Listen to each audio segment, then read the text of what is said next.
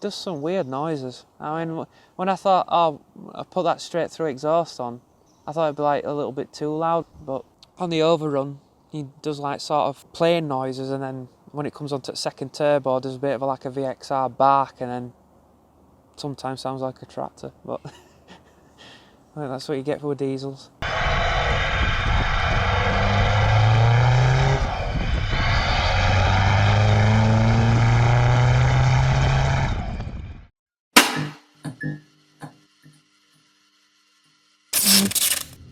So hi, my name's Shane, and I own a 2008 Saab 9.3 TTiD Aero estate. I haven't had the car long. I've had it probably about just over a year now. The reason behind buying the vehicle, I needed an everyday, good motorway running vehicle, and I thought I'd do a few modifications on the way with the car as well. I was looking for a red one with a manual gearbox because a lot of TTiDs are automatics, so I wanted the F40 6-speed manual so you can have a little bit of fun in it. Yes, the automatics do change the gears quite quick, but I like to be able to drive the car myself. Expectations of the vehicle, I didn't think I was going to go as far as I did with it, but it's always the case when you start messing about with projects. They are a money pit and you just carry on and carry on. The modified side of things, it's a Z19 DTR. It's had a swirl flap delete, an inlet manifold from an Insignia.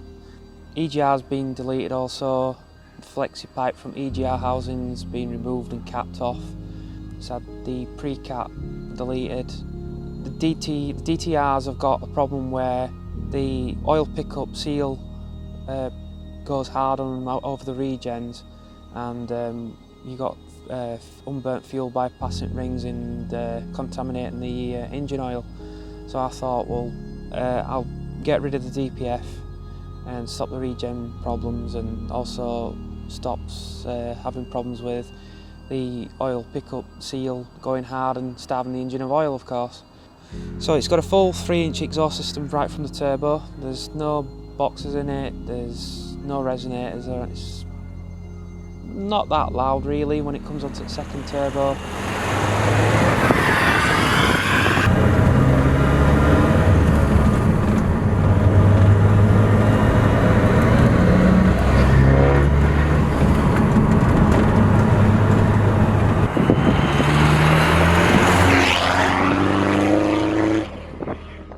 Performance wise, it's got 241 brake with, I think it's 520 foot-pounds of torque. Hoping to get a bit more power out of it later on at some point with a different map, because it's only been mapped with the original exhaust system, but now it's got a full 3-inch exhaust system on it now, so it'll need all software updating. It's got Bilstein shocks with Sprax 35mm lowering springs. When I bought the car, it's got quite a few stone chips on it and car park dins in it, as they do. So basically I've repainted the whole car part from the roof got away with it. Painted the engine bay up a little bit just on the covers, and it's got a pipe across panel filter in there, and a D088 intercooler, which also needs mapping in at some point. Yeah, the reason for getting it, like I say, was just for motorway use and doing a lot of long distance driving with, I'd say, maximum comfort. There's a little bit of performance there with the lowered suspension and slightly bigger brakes on the front. 345 Vectra C VXR brakes instead of 314s, what Saab originally used on there. It's got the Compromotive 18-inch J8 wheels on with tyre proxies, T1R tyres. It's also got the Griffin front bumper that's quite expensive. I think they've anything from about 750 quid onwards now. The Hirsch grills and the Hirsch boot spoiler, which is quite hard to find. Interior wise, it's had the Saab 9.3 stitched into the gaiters and seatbelt covers, and I bought a second-hand Aero interior because the original interior was a little bit rough, and it's got the V6 Aero steering wheel instead of the original TTiD Aero steering wheel. Reaction off the people, I do get quite a lot of reaction with it, and comments saying, "Oh, that's been well looked after, nice cuts." Just mostly down because of the colour of it, I would have said, but you have to be a Saab enthusiast to see the just tasteful modifications and not too leery in your face. And it is an everyday vehicle, so I'm doing quite well keeping it clean at the moment. So top speed wise, on a private road, I've had it at 155. It was getting a little bit tighter after 140, but it was doing quite well at that. I don't really expect any more than that out of a diesel. So, I mean, so you got a little bit best of both worlds, where you got performance and fuel economy. So it's still, I've taken it easy. It does 67 to just over 70 miles per gallon, and if you want to have a bit of fun in it, it can actually pick its feet up quite well as well. The difficult part of doing things with these Z19 DTRs is doing the swirl flap delete, having to remove all the EGR cooling housing because you just can't get the manifold off as it is, and removing the R18 high pressure fuel pump to put this insignia manifold in. Obviously after fitting this manifold, I didn't really want to have the EGR messing all the inlet manifold up and the map sensor again, so obviously capped all that off and deleted all that. Changing that oil seal in the sump on the oil pickup pipe, that was a little bit interesting, where you've got one pipe running down in through the back, and you have to near enough take all the subframe off to replace this seal because you've got other things in the way. I also changed the timing belt kit, water pump, alternator, starter motor.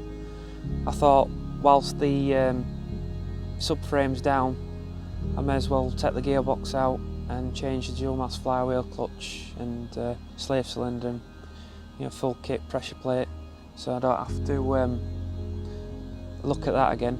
The hard parts to get hold of on these cars is a lot of Hirsch parts and Griffin parts. You can be spending silly money on Hirsch parts for them, which like 19-inch fan blade wheels, you're looking at like £2,500 for a set of them wheels, which is a bit strange to a car that's not even in production anymore. The boot spoiler, Hirsch boot spoiler there, just non-existent. If you can find second-hand Hirsch parts, I strongly advise you to pick them up because it's a little bit of an investment. Future plans with it, I'll probably try and find a few more Hirsch bits for it.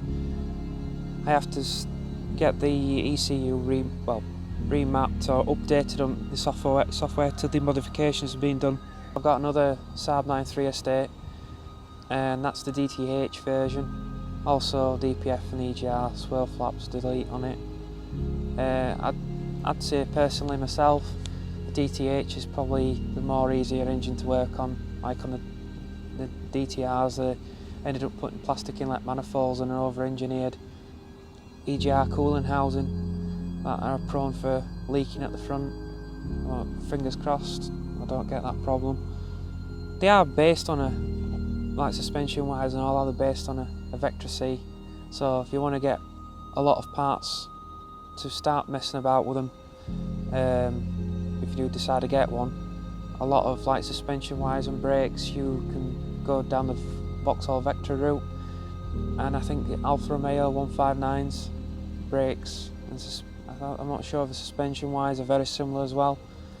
There is ways of like putting upgraded brakes on your Saab 9.3 and your Vectras, like going for Alfa Romeo 1.9s for 4-pot calipers.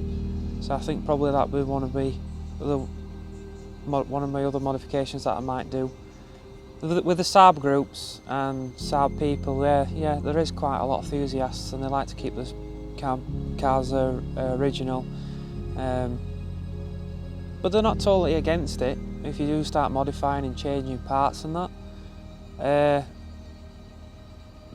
I'd probably say Saab 9.3 people like to keep Saab parts on, but then so if you start putting like Vectra parts on, which is Vauxhall orientated, which the car is Vauxhall orientated, they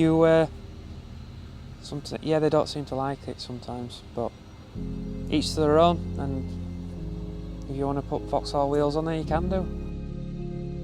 Financial wise, what I've spent on the vehicle, buying the car, it was 2,600 quid, which was quite cheap for a car that's one owner from new. Griffin bumper, I got a little bit lucky on that there. It was 630 quid and they've gone up to 750 now. I've even seen them going up for like about 900 quid onwards. Wheels wise, the Compromotives, they're really hard to find. I think you paid about 700 quid for them. They weren't even fitted to a vehicle, they were just sat in garage for about like 15 years. The remap, that was about, I think about 550 quid for the remap. Boot spoiler, I think it came to about 400 quid. And then exhaust wise, that came to, I think roughly about 270 quid, because a lot of work was done between me and my friend, and we managed to fabricate up an exhaust up, which taught me a few things about welding and that, and still not good at that, but I'm getting there. Timing belt kit, I think that were about 160 quid, I think it was.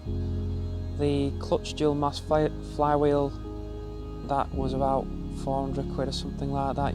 You can get a lot of aftermarket parts for the dual mass flywheel side of things and that, but I wouldn't advise you not with that amount of torque. I went for genuine GM parts, and that were about just over 400 quid for the flywheel and clutch kit. The inlet manifold, about 86 quid I think it were, give or take, something like that. It does some weird noises. I mean, when I thought, oh, I put that straight through exhaust on, I thought it'd be like a little bit too loud or over the top, but it does do some strange noises. Like on the overrun, he does like sort of plane noises, and then when it comes onto the second turbo, there's a bit of like a VXR bark, and then sometimes sounds like a tractor, but I think that's what you get with diesels.